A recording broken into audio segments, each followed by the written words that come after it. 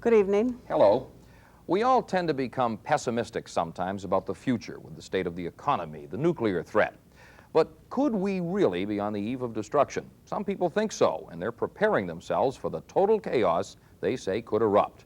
One such survival group is based here in Chicago. It's called Live Free. One recent fall morning, a group of people gathered in the woods to prepare for the day after Doomsday. I think the quote that I can explain it the best is it wasn't raining when Noah built the ark. There's really no ark being built here, just skills and self-confidence, they say.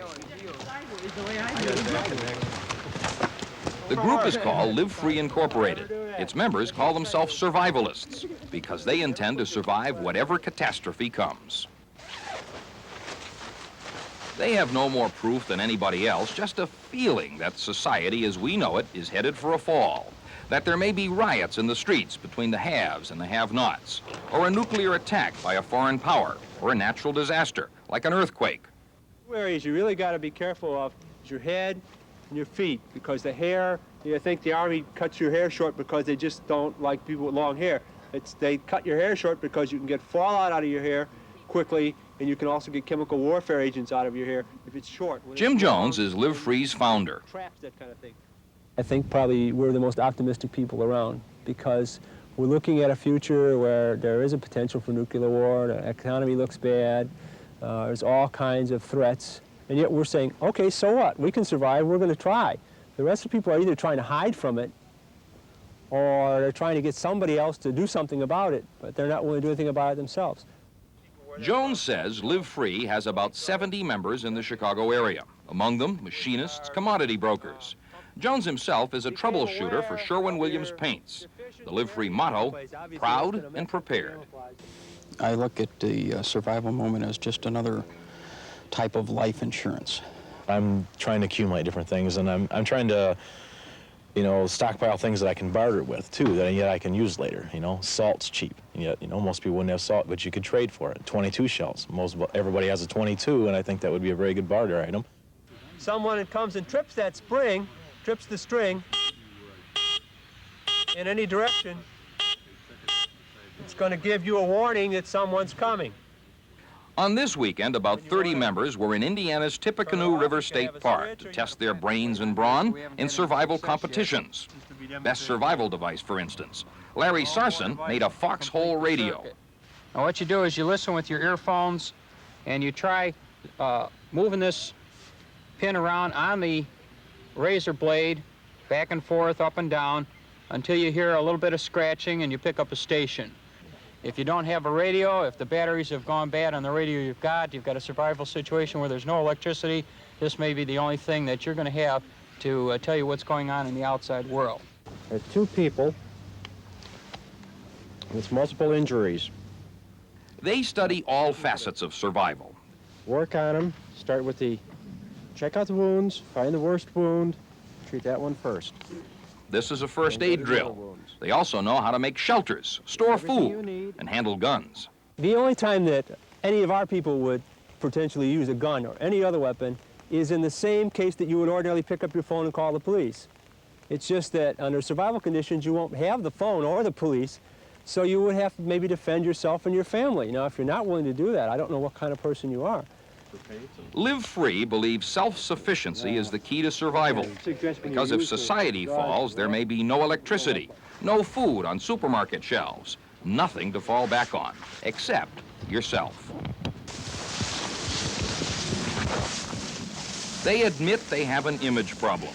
Some people see them as a paramilitary group that could threaten innocent citizens. On the contrary, says Jones, their training is for defensive purposes. They're not out here for some political motivation or because they want to do in somebody else or hurt somebody else or they want to deny someone else their freedom. They're just out here so they can learn to take care of themselves. What we're concerned about in America is everybody's so dependent on everything. They're dependent on the system. They're used to asking somebody for something and getting it. And what could happen in a disaster is you have the man on the white horse ride in. It could be a demagogue, a politician of any type, and he says, I'll take care of everything. It's happened in Germany, it happened in Russia, and we've seen what happens. And we want everybody to be their own man on the white horse. They can ride in and rescue themselves. Right down the hill, you put an alarm on, you know that? Yeah. The main test of the weekend was a 4-mile survival course. Jones led some of the younger members through its challenges. Bringing people out here that are from the city, bringing them out, we're putting them in a situation and making them test themselves, try themselves out, find out where their weaknesses are. We had some fellows out here that said, geez, you know, I couldn't climb that rope. I got to take some weight off. Wilderness training is a kind of worst-case scenario, as Jones puts it. It teaches members that if they have to, they can make it on their own in the most primitive conditions. The survivalist is not owned by the things he owns. And that's one of the things we relate to the people out here. They come out here, they go through some hardships, they help each other, and they go back home and maybe they enjoy those luxuries more. But they know they're not attached to them anymore. They know if it's necessary, the bottom line is that they can go on their own.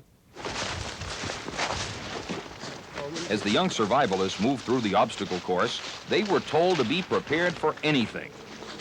Anything.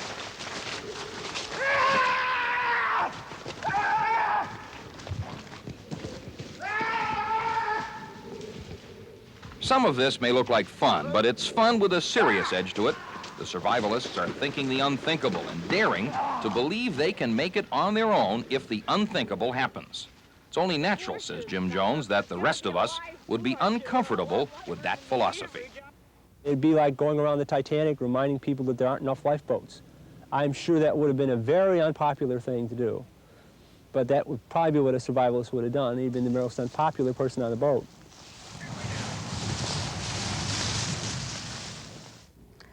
If there is no disaster or chaos or World War III, Live Free says its members, at the very least, are ready for more common emergencies. For instance, if a survivalist loses his job, he won't have to worry about where the next meal's coming from because his pantry will be full of food he's stored up.